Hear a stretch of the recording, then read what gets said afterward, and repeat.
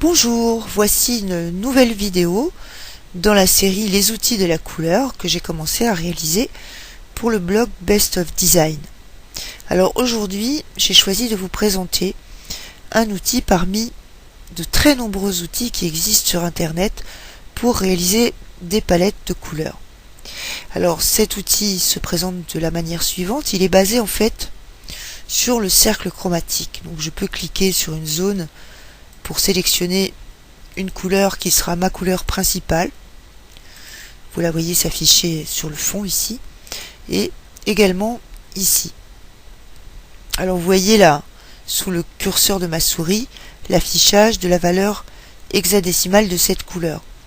Vous pouvez afficher ou non du texte qui va être écrit en blanc, en gris et en noir sur chacune des couleurs affichées, de manière à évaluer la lisibilité d'un texte dans le cas où vous voulez utiliser ces couleurs pour vos templates, pour vos sites internet. Donc, par exemple ici le gris est totalement illisible, donc vous savez d'avance que vous n'utiliserez pas le gris pour votre texte si vous utilisez cette couleur. Bien alors, nous sommes ici dans le système monochromatique, ça veut dire une seule couleur. Donc, je peux évidemment choisir et sélectionner une autre teinte. Donc j'ai ma couleur principale ici et 4 teintes associées qui sont en fait une déclinaison en camailleux à partir de cette teinte principale. Alors j'ai aussi l'affichage de mes couleurs ici, de 4 couleurs parmi celles qui seront sélectionnées dans ma palette. Maintenant si j'utilise le système de couleurs complémentaires, donc j'ai toujours ma couleur principale ici et la couleur complémentaire se trouve exactement à l'opposé sur le cercle chromatique. Donc ça nous donne le camailleux autour de ma couleur principale et le camailleux autour de ma couleur complémentaire. Maintenant je peux avoir un système de 3 couleurs, ma couleur principale et 2 couleurs complémentaires à l'opposé sur le cercle chromatique. Je peux les rapprocher ou les écarter pour obtenir des déclinaisons différentes. Maintenant j'ai un système à 4 couleurs, ma couleur principale, sa complémentaire à l'opposé sur le cercle chromatique et 2 autres couleurs donc qui sont complémentaires entre elles et que je peux modifier sur le cercle chromatique. Alors maintenant je vais dans les systèmes dits analogiques. J'ai ma couleur principale et 2 couleurs qui viennent encadrer cette couleur principale, qui sont dites analogiques parce qu'elles sont proches en fait de la couleur principale sur le cercle chromatique. Mais vous voyez que je peux les faire évoluer également sur le cercle chromatique. Et enfin, donc j'ai le système analogique dit accentué, parce que je vais avoir ma couleur principale et sa complémentaire à l'opposé sur le cercle chromatique, plus les 2 couleurs analogues que je peux faire varier sur mon cercle chromatique. Donc voilà un premier schéma, un premier résultat avec mes 4 couleurs ici. Alors je peux ajuster les choses encore de manière beaucoup plus fine en utilisant cet onglet ici. Alors avec cet outil, je vais pouvoir jouer sur la saturation de l'ensemble de la palette et sur la luminosité également. Vous voyez que on peut vraiment adapter selon ce qu'on souhaite obtenir. Je peux également jouer sur le contraste. Vous voyez les changements au niveau de la palette. Donc c'est vraiment un très très bel outil si on veut travailler finement.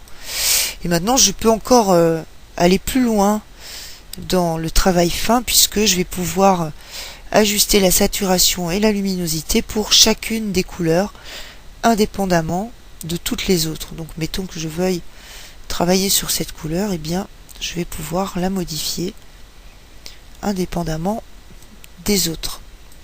Si je choisis celle-ci, eh bien je peux la faire changer exactement comme je le souhaite. Je peux faire la même chose avec les 4 autres teintes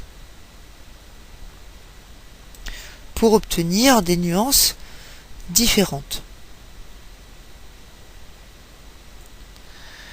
Voilà, et même chose donc pour cette dernière couleur. Donc ça c'est vraiment très intéressant.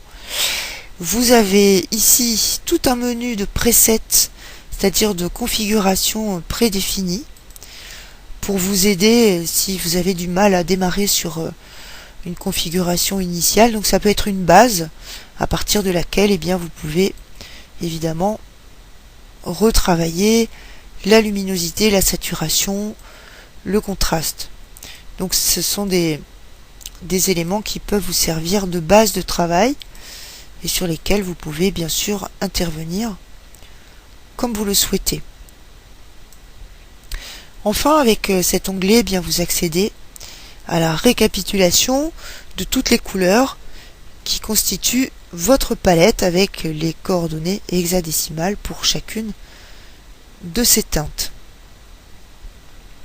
Voilà pour cet ensemble d'outils de ce côté. Alors mettons maintenant que vous souhaitiez utiliser ces couleurs pour un projet de site internet, qu'à cela ne tienne, vous cliquez ici et donc vous avez une prévisualisation d'un template standard, d'un modèle de template standard avec les 4 couleurs de votre palette, votre couleur principale en header avec la déclinaison du camailleux ici que vous pouvez utiliser. Et si je clique sur le template, je peux faire changer, mettre en rotation les 3 autres couleurs sur les menus, les titres et les tableaux qui se trouvent ici. Alors ça c'est la version claire du template. Maintenant si je clique ici, j'ai la version foncée et je peux également mettre en rotation les 3 autres couleurs pour voir ce que ça donne et qu'est-ce qui serait préférable d'utiliser à quel endroit. Bien, alors si vous souhaitez utiliser une palette au hasard, vous allez pouvoir cliquer sur Randomize Palette. Voilà, et donc on vous propose une palette complètement aléatoire. Vous pouvez également cliquer ici et sélectionner les paramètres que vous souhaitez rendre aléatoires également, de manière à laisser faire le hasard. Ici, ça c'est un menu vraiment extrêmement intéressant parce que vous allez pouvoir visualiser ce que voient les personnes qui sont atteintes de troubles de la vision. Donc, votre palette de départ, voilà ce que ces personnes vont voir en réalité. Donc si vous travaillez sur l'accessibilité de votre site aux personnes qui sont atteintes de ces troubles de la vision, ça va vous donner des indications extrêmement utiles. Maintenant dans ce menu, vous allez pouvoir exporter votre palette pour différentes applications.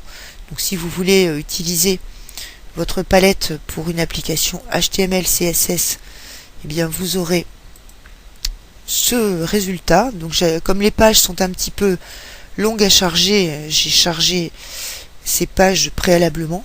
Donc ça c'est une palette que j'avais utilisée précédemment.